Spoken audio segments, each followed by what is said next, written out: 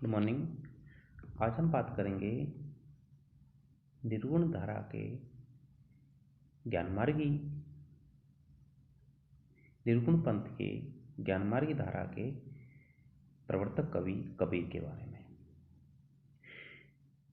कबीर की सामान्य विशेषताएं क्या है, मुख्य प्रवृत्तियां उनकी क्या क्या हैं। कबीर का जो दृष्टिकोण है पूरी तरह मानवतावादी दृष्टिकोण है। मानवतावादी इस अर्थ में कि कबीर ने जिस ईश्वर की कल्पना की वो निर्गुण निराकार है। तो उसका कारण क्या रहा कि ईश्वर के नाम पर और धर्म के नाम पर आज तक इतिहास में सबसे ज्यादा हत्याएं और लूटपाट हुई है। समाज में वैमनस्यता बढ़ी है। तो कबीर का मानना था कि ईश्वर के नाम पर और धर्म के नाम पर समाज लड़े नहीं, बटे नहीं। इसलिए उन्होंने निराकार ईश्वर की कल्पना की, एक ईश्वर की कल्पना की। ऐसा माना जाता है कि उन्होंने इस्लाम से प्रभावित होकर यह कल्पना की है, मान सकते हैं, लेकिन उनके मानने का जो मुख्य आधार है वो मानव मात्र का कल्याण है। तो कबीर की विशेषताओं की यदि हम बात करेंगे तो उनका जो विश्वास है एक ईश्वरवाद में विश्वास है, निराकार ईश्वर में विश्वास है। अब निराकार ईश्वर से को उन्होंने क्यों माना? क्योंकि ईश्वर जो बहुदेववाद के आधार पर समाज में उस समय जो कटुता थी कि सभी अपने अपने देवता की आराधना करते थे, दूसरे देवता की बुराई करते थे। तो उस बहुदेववाद की प्रथा में समाज उस समय पूरी तरह जकड़ा हुआ था और उस जकड़े हुए समाज को निकालने के लिए एक ऐसी ईश्वर की कल्पना की आवश्यकता थी जहां की ईश्वर निर्गुण और निराकार हो। उनका ईश्वर के नाम पर समाज आपस में लड़े नहीं।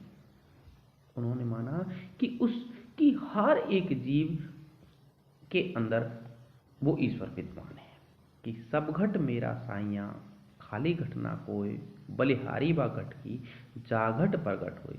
कि वो जो ईश्वर है हर मनुष्य के हृदय में विद्यमान है। अब जब वो निर्गुण निराकार जो ईश्वर है जो हर हृदय में विद्यमान है तो कोई भी मनुष्य ना तो ऊंचा हुआ ना नीचा हुआ। तो उनकी जो ईश्वर की कल्पना है उसका ईश्वर का उनका जो मानने का जो मूल कारण है वो मनुष्य में जो भेद है, जाति प्रथा का जो भेद है, वर्ण व्यवस्था का जो भेद है, उसको कबीर साहब सिरे से ही मिटाना चाहते थे। कबीर का इस तरह का उनका प्रयास रहता था कि रोज 10-20 किलोमीटर रोज चलकर जगह जगह प्रवचन करते थे और जहां जाते लोगों से बातें करते, लोगों का मंतव्य समझते और उन्हीं की भाषा में वो बात करने का और उन्हीं के शब्दों को लेकर तोड़ मरोड़ कर वो कविता में अपना ज्ञान बांटते थे,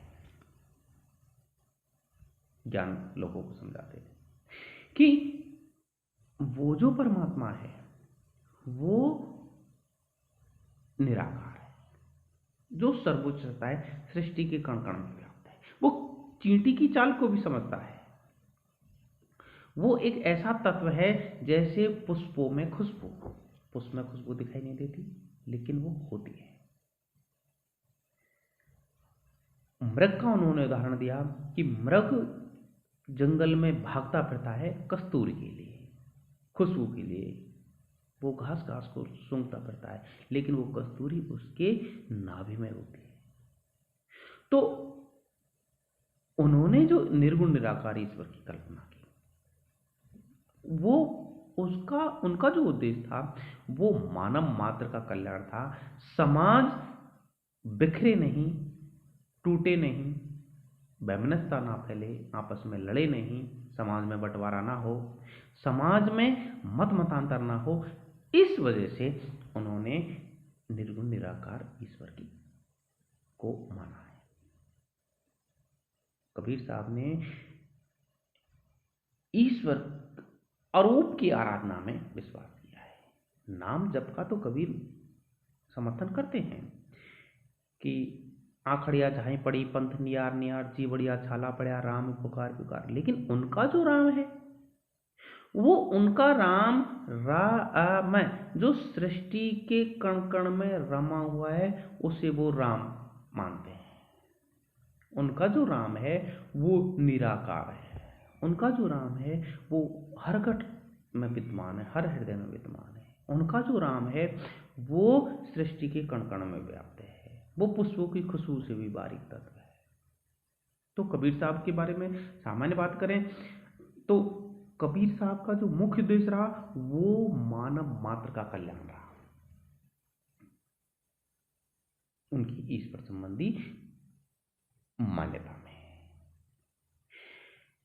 जाति प्रथा का उन्होंने सिरे से विरोध किया। तुलसीदास जी जहां वर्ण व्यवस्था का पूर्णतया खंडन नहीं करते, वो उनको एक एक, एक, एक, एक अच्छे रूप में देखना चाहते हैं कि वर्ण व्यवस्था एक, एक, एक समाज की एक व्यवस्था है, उसको सिरे से खारिज नहीं करते। लेकिन कबीर साहब वर्ण व्यवस्था और जाति प्रथा को सिरे से खारिज करते हैं। वो मानते हैं कि कोई इस सृष्टि में ना तो ऊंचा है ना नीचा है, ना उच्च वर्ग है ना निम्न वर्ग है, सभी ही ईश्वर की संतानें हैं। जब सभी ईश्वर की संतानें हैं, सभी में वो तत्व मौजूद है, फिर तो को बामण को सूधा, इस तरह की उन्होंने बात की है कि कौन तो वो वर्ण व्यवस्था को कबीर साहब कुल मिलाकर सिरे से नकारते हैं। और इससे पहले थोड़ी बात करें तो गुरु को कबीर साहब ने ईश्वर से भी बढ़कर माना है। गुरु गोविंद खड़े का के लागू पाए बलिहारी गुरु आपने गोविंद ये बताया। तो गुरु की महत्व, गुरु की जो महिमा है कबीर साहब के यहाँ बहुत ज्यादा है। तो कबीर की विशेषताओं की बात, निर्गुण ईश्वर में विश्वास, निराकार ईश्वर में विश्वास, गुरु की महिमा, जाति प्रथा का पूरी तरह विरोध, वर्ण व्यवस्था का पूरी विरोध, प्राचीन जो रूढ़िगत मान्यताएं उनका पूरी तरह विरोध। और कबीर साहब की जो भाषा है बिल्कुल सीधी सरल सपाट और अक्खड़ भाषा है। वो काकर पाथर जोर के मस्जिद लई चुनाए ताचड़ी मुल्ला बाग देखा बहरा हुआ खुदा, इस तरह मुसलमानों को संदेश देते हैं। और उसी तरह कि पाहन पूजे हरि मिले तो मैं पूजो बाहर ताते तो चक्की भली पूज का। कारण उनका मात्र ये रहा कि मंदिर और मस्जिद के नाम पर समाज भी अलग अलग बट जाता है, और बटा हुआ समाज कभी भी सुखी और शांत नहीं रह सकता, क्योंकि धार्मिक मतांधता समाज के लिए बड़ी खतरनाक हुआ करती है। तो उन्होंने, उनका सीधा मंतव्य ये नहीं था कि मंदिर और मस्जिद का उन्होंने विरोध ही इसलिए किया कि इस आधार पर लोग समाज में लड़े नहीं। उन्होंने मूर्ति पूजा का विरोध सिर्फ इस आधार पर किया कि एक मूर्ति पूजक है एक मूर्ति पूजक नहीं है, तो दोनों में आपस में विरोध होगा। तो कबीर साहब की जो मान्यता थी वो ईश्वर के बारे में इस तरह थी। अब भाषा की उनकी बात करें तो कबीर साहब जगह जगह घूमते थे, अलग अलग भाषाओं का प्रयोग, अलग अलग भाषाओं के शब्द आए इसलिए कि जैसे राजस्थानी, हरियाणवी, पंजाबी, सभी लगभग उन्होंने सभी शब्दों का प्रयोग किया है। उसका कारण ये कि वो जगह जगह घूमते रहो, उनसे बातें करते रहो, उन्हीं की कोशिश ये करते कि बहुत सीधी सरल सपाट भाषा में वो उसका वर्णन कर सकें। तो कबीर का जो दर्शन है वो पूरी तरह एक मनुष्य मात्र का कल्याण उनका उद्देश्य रहा, मानवतावादी दृष्टिकोण उनका रहा।